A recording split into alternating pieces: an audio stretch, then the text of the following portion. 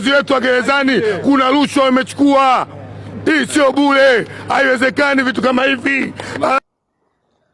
Huu ni ushauri namna gani ya kutikisa kwa watu wa Coco Beach na hawa watu wa gerezani ambao wanatakiwa waondoke kwenye hayo maeneo ili kupisha wawekezaji. Sasa kitu cha kufanya, kama kweli pale kuna haki yao na serikali pengine imewapa wawekezaji, wanaotakiwa kufanya ni kuweka zuio ili kupishwa kusikilizwa swala lao na pia wao waweze kutatuliwa matatizo yao. Lakini wanawezaje kufanya hivyo na hakuna kesi mahakamani na swali limekuwa urgent?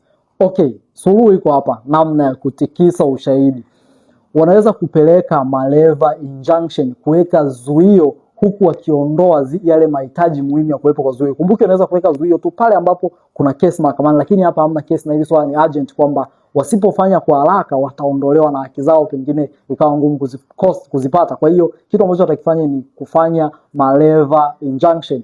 Hii ni principle ilitokana na kesi ya Maleva Compania na Viela SA versus International Bakeries, ambao kwenye kesi hiyo sasa waliamua kuondoa zile requirements za muhimu za kuweza kuweka zuio, haswa ukiwa unataka kuweka zuio la urgent kwa mtu ama serikali. Kumbuke iliweke zuio kwa serikali lazima kuwepo na kesi na lazima uipe 90 days notice. 90 days notice unaweza kukuta tayari ile eneo lishabomolewa na mwekezaji tayari kashaweka vitu vyake pale na ikawa ngumu kutoka. Lakini ikiwa bado mapema unaenda kuweka zuio na unaenda na chamber summons supported with affidavit, na kwenye affidavit yako unaelezea kila kitu chako, lakini pia unaenda na certificate of urgency kwamba hili swala ni la haraka sana, tusipo settle hii mata sasa hivi kuna madhara makubwa sisi tutapata, sisi watu wa Coco Beach au sisi watu wa gerezani. Huu ni ushauri wa namna gani wao wanapaswa kutikiza. Lakini pia unaenda na print yenu au application au document yoyote ya kufungulia shauri lenu kwenye hiyo, na ikumbukwe tunaenda mahakama kuu na sio sehemu nyingine yoyote ile. Lakini pia